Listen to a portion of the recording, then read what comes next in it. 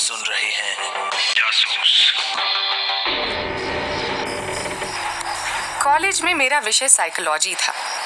हमने पढ़ा कि डिप्रेशन या अवसाद एक बीमारी है, या तकनीकी नाम कहूँ तो ये एक मूड डिसऑर्डर है।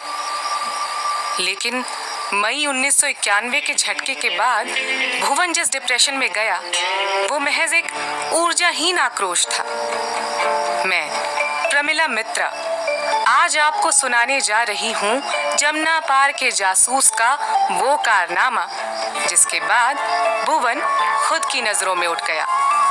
और इस कहानी का नाम है धतूरा।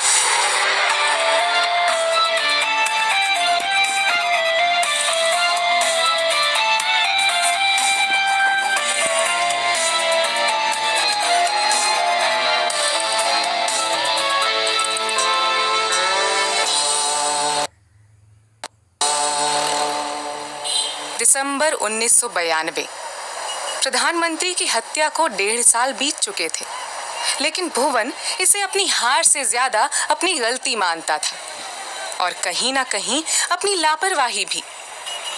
बंटी से उसका मिलना जुलना लगभग बंद हो चुका था और भुवन ने अपने ऑफिस के शटर पर धूल को परत दर परत जमने की खुली छूट दे रखी थी।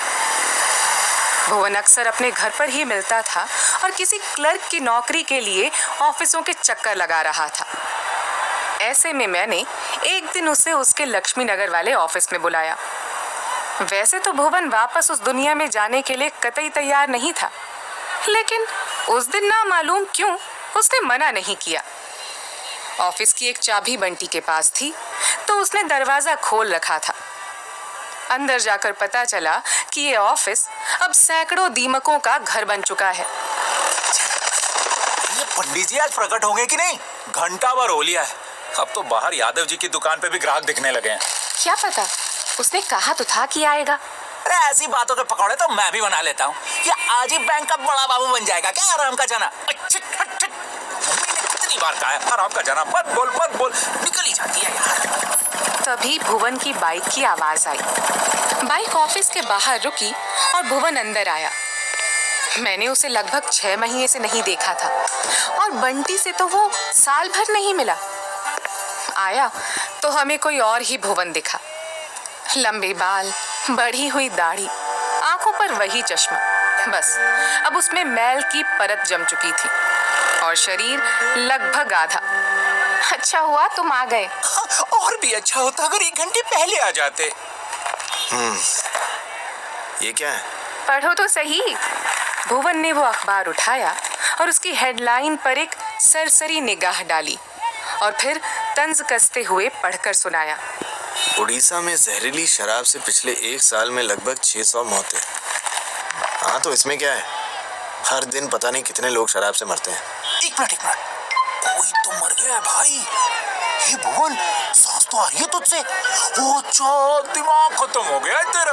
अबे कितने ग्लास में डूबा है मेरे भाई तू? देख बंटी, बकवास मत कर। बंटी चाक से और बकवास। भाई मुंह खोलता हो ना तो मिश्री सी घोल देता हूँ हवा में। ओहो, तुमने शराब पीना शुरू कर दिया? हो गया, अखबार मेरे घर भी आता है, मैं घर पर पढ़ लेता। लेकिन इस खबर पर गौर करो भुवन, उड़ीसा में जहरीली शराब से मौत, वो भी 600 लोग। अरे लेकिन इसमें इतना सोचने का क्या है? लोग देसी शराब में धतूरे के बीज का पाउडर मिलाते हैं जिससे वो स्ट्रांग हो जाती है। कभी अगर पाउडर ज्यादा मिल जाता है तो वो जहरीली हो जाती है क्योंकि उसके बीज में प्योर मेथनॉल होता है। क्या सोचो इसमें? ये सोचो कि पिछले 4 साल से तो उड़ीसा में शराब बैन है और सख्त बैन है। अगर बैन है तो क्या बिकती नहीं? कहते कहते भुवन रुक गया और कुछ सोचने लगा। यहाँ मुझे हमारे पुराने भुवन की एक झलक मिली। अगर बिक रही है तो कोई बना रहा है और बेच भी रहा है, लेकिन जिसे व्यापार करना हो वो अपने ही ग्राहकों को। इसीलिए तो तुम्हें बुलाना पड़ा भुवन। सर आप यहाँ क्या करता? अब सांसद नहीं रहा तो तुमने मेरा फोन भी उठाना बंद कर दिया। Very bad. ऐसी बात नहीं है सर, दिवंगत प्रधानमंत्री की हत्या को टाला जा सकता था। मेरी बेवकूफी की, हमारी बेवकूफी नहीं, मेरी बेवकूफी की वजह से उनकी जान गई और मुझे लगता है कि मैं कभी भी भुवन I'll come straight to the point, okay? मैं चाहता हूँ कि तुम उड़ीसा जाओ और इस मामले की तह तक पहुँचो, okay? I'm sorry सर, लेकिन मुझसे अब ये नहीं होगा। अगर मैं तुम्हें ऑर्डर करूँ तो? Please sir. और अगर मैं तुमसे रिक्वेस्ट करूँ तो? सर। भुवन, तुम पागल हो क्या? ले लो, ये बात भी सब जान। बंटी, पवार साहब से मिलने के लिए 1 हफ्ते पहले अपॉइंटमेंट लेनी पड़ती है, लेकिन तुम तो इनसे भी बड़े वीआईपी की तरह बर्ताव कर रहे हो। अब ये तुम्हारे सामने हाथ जोड़ेंगे तब मानोगे? अरे ठीक है, डांटो मत, मैं वो भी करने के लिए तैयार हूँ, अगर तुम्हारी यही शर्त है तो। नहीं सर, प्लीज, मैं पता करता हूँ। अच्छा सुनो, जाओ पहले तुम शेविंग कर लो और कुछ खा लो, ठीक है? उसके बाद पता करना। Have a nice। अगले ही दिन हमें भुवनेश्वर की फ्लाइट टिकट पवार साहब से मिल गई और हम तीनों, मैं, बंटी और भुवन, उड़ीसा पहुंचे। होटल पहुंचने से पहले भुवन टैक्सी स्टैंड गया और किसी से कुछ बात कर वापस आया, जो उसने हमें होटल पहुंचने के बाद सिगरेट जलाते हुए बताया।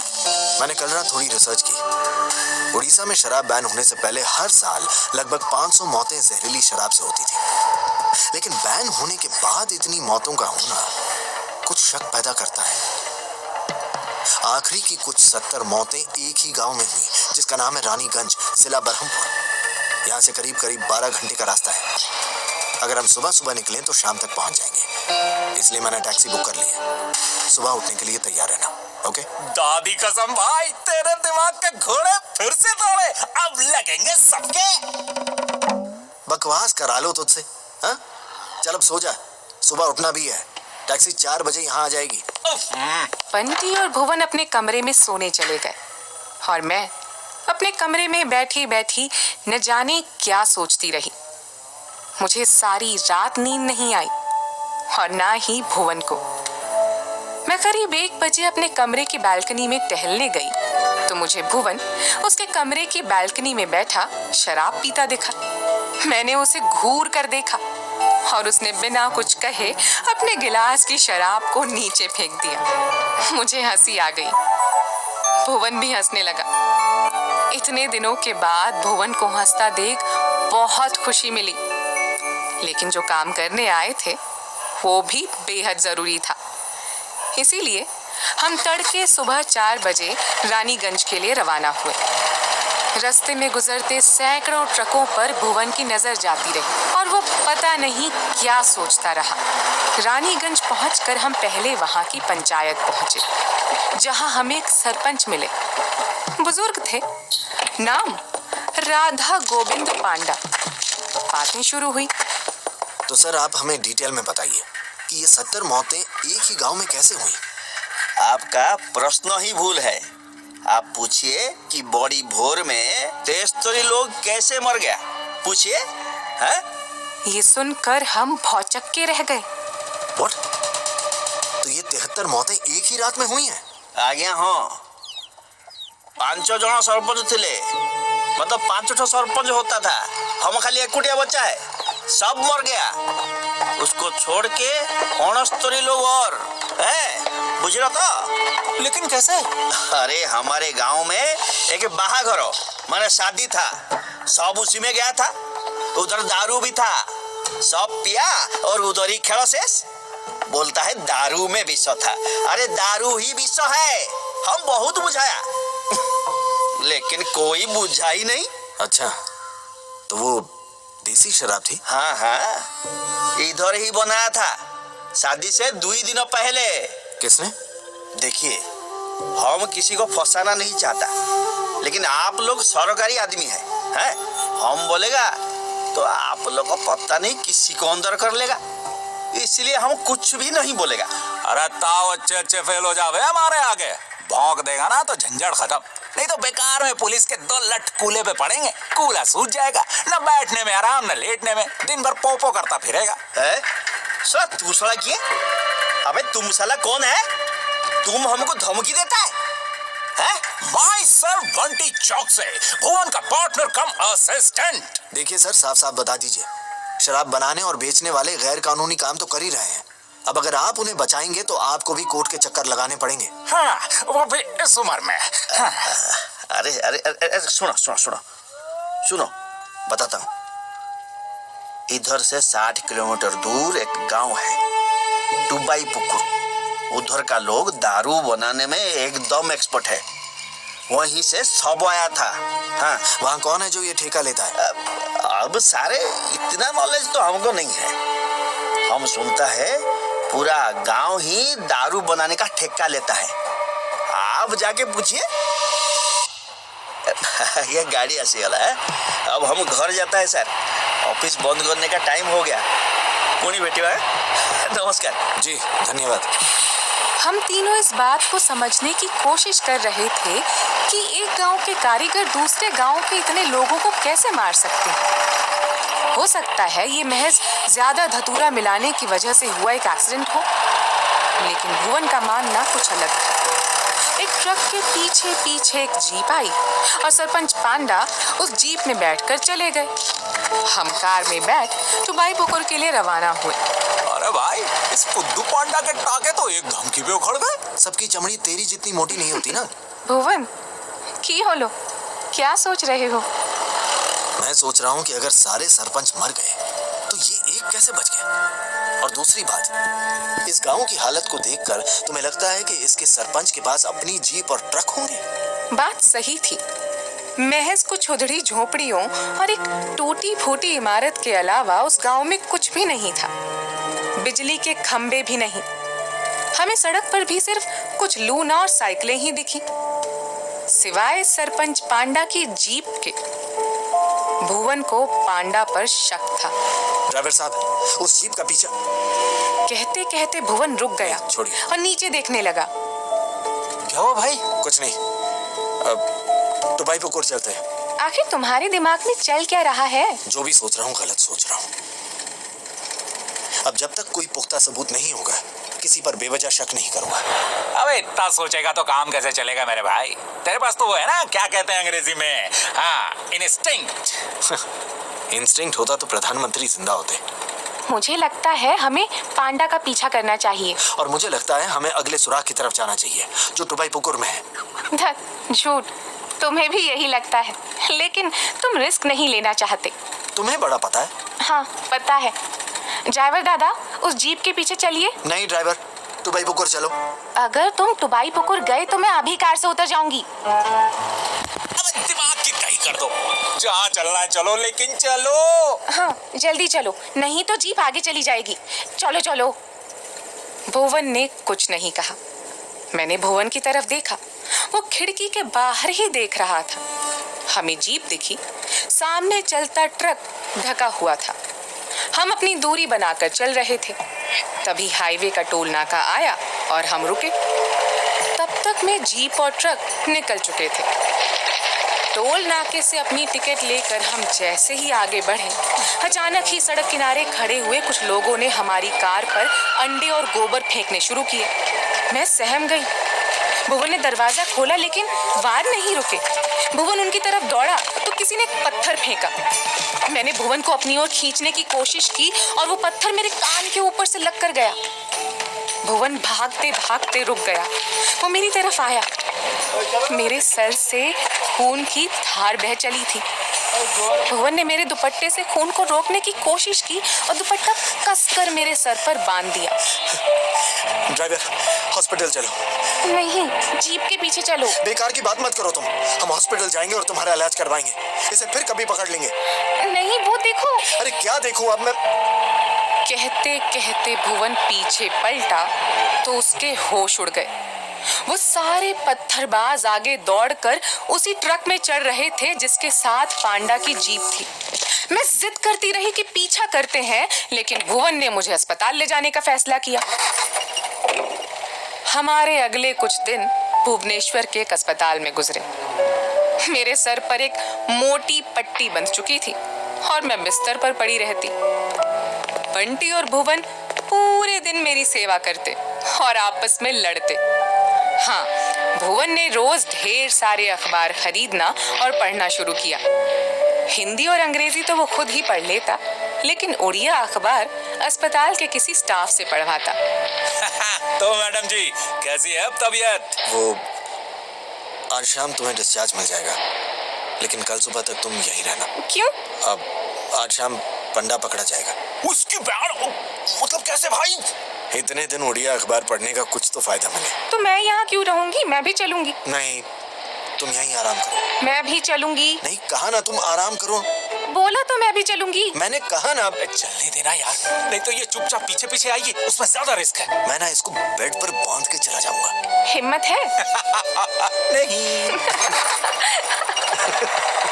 शाम में डिस्चार्ज लेकर हम सभी कार से मानिकपुरी गांव के लिए निकले, जो भुवनेश्वर से लगभग 40 किलोमीटर दूर था।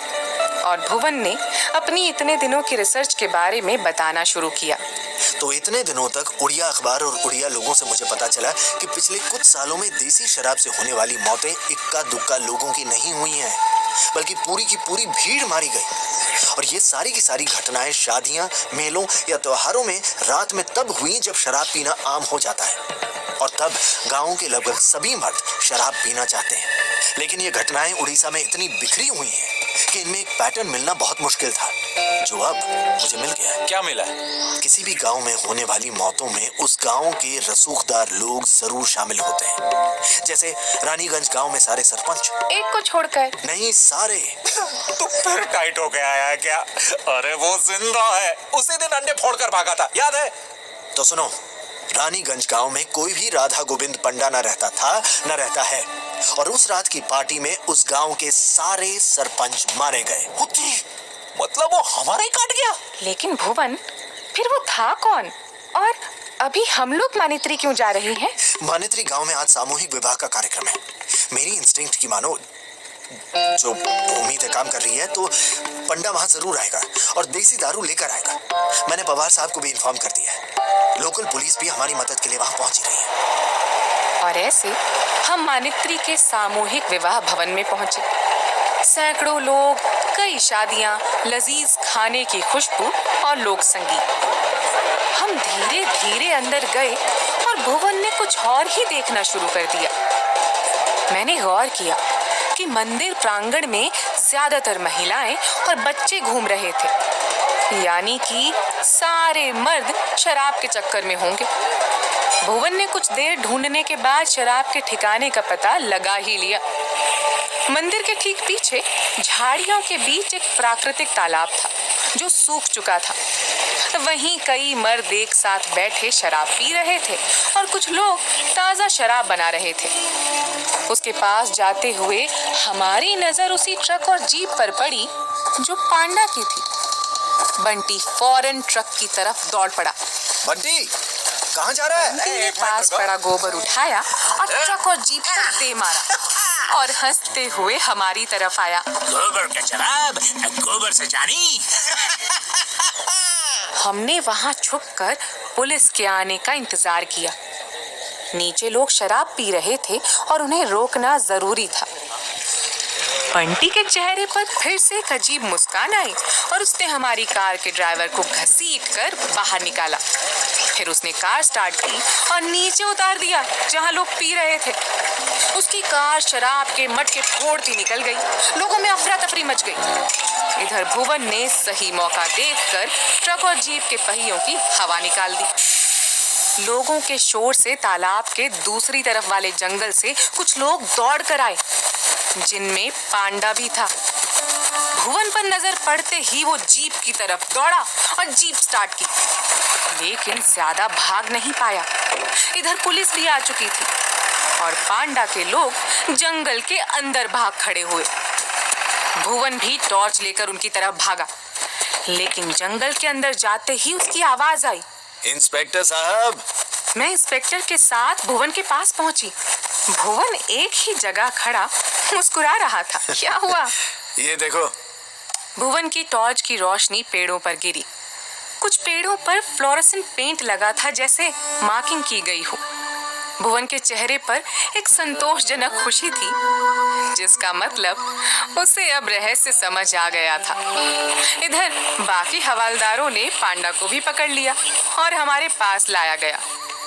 पुलिस के लात घूसों के बाद भी जब उसने अपना मुंह नहीं खोला तो भुवन ने ही सच बताने की जिम्मेदारी ली। मैं बताता हूँ। तो ये श्रीमान पंडा या जो भी इनका असली नाम है, दरअसल शराब से असल मामले को छुपाते हैं। देसी शराब इनका साइड बिजनेस है। ये पहले उन गांवों को आइडेंटिफाई करते हैं जहां चंदन के पेड़ बहुतायत में हो। कुछ उड़िया जनजातियां चंदन के पेड़ की पूजा करती हैं, इसीलिए ये सीधा चुरा नहीं सकते। अगर ये गांव के रसूखदार लोगों से बात करते तो वो भी अपना हिस्सा मांगते, लेकिन पंडा जी को ईमानदारी से काम करने की आदत कहाँ है। उसी बीच उड़ीसा सरकार ने शराब पर बैन लगाकर इन्हें एक शानदार मौका दिया। अब पूरे राज्य में शराब नहीं थी, लेकिन शादी विवाह और त्योहारों में शराब के बिना काम कैसे चलता। इसीलिए इन्होंने देसी शराब की केटरिंग शुरू की, खासकर उन गांवों में जहां चंदन के पेड़ हों, जैसे रानीगंज और ये मानित्री। वहां के किसी समारोह में ये शराब बनाने का काम ले लेते और उसी रात अपने आदमियों के साथ पेड़ों की मार्किंग करते, ताकि शराब पीकर इनके मरते ही जब पूरे गांव का ध्यान लाशों पर हो, तब ये साहब चुपचाप लकड़ियां लेकर 9-11 हो सके। उस दिन ये रानीगंज में भी यही कर रहे थे जब हम पहुंचे, और इन्होंने हमें बहकाने के लिए टुबाई पुकुर का रास्ता बताया ताकि ये भाग सके। लेकिन मुझे इनके ट्रक पर शक हो गया था। अब ये आपके हवाले है। यार अगर कोई 4-5 दिन मुफ्त में दारू पिला देना तो पूरा जंगल उसके नाम कर दूं। जैसे जंगल तो मेरे बाप का है। यार दारू पिलाओ, इतनी पिलाओ कि मैं पीते पीते मर जाऊं। जहर की क्या जरूरत है मधु। Shut up Bunty. भुवन, अब पवार साहब को फोन कर खुशखबरी दें। एक क्यों, 2 खुशखबरियां दे देते हैं। दूसरी क्या है? भुवन ने सामूहिक विवाह भवन की तरफ देखा और फिर मुझे देखते हुए कहा, वही हमारी शादी की। वाह बेटा, फसल लगाई मैंने, कटाई करेगा तू। जब देखो बंटी कहीं कट जाता है। कोई बात नहीं, सह लूंगा। और इस तरह उड़ीसा के शराब माफिया और चंदन माफिया दोनों को पुलिस के हवाले कर भुवन मेरे हवाले हो गया। चूंकि हमने अचानक ही शादी कर ली, इसीलिए हमारी शादी की कोई तस्वीर तो नहीं है, लेकिन दिल्ली आकर अनवर भाईजान ने एक बड़ी रिसेप्शन रखी थी, उसकी है। खैर, उड़ीसा वाले केस के बाद भुवन ने कभी पलटकर नहीं देखा। हाँ, आगे भी कई बार हारा, जिसके किस्से आप सुनते रहेंगे, लेकिन वो रुका नहीं। आपका जमुना पार का जासूस आज भी देश भर के क्राइम पर अपनी नजर गड़ाए बैठा है।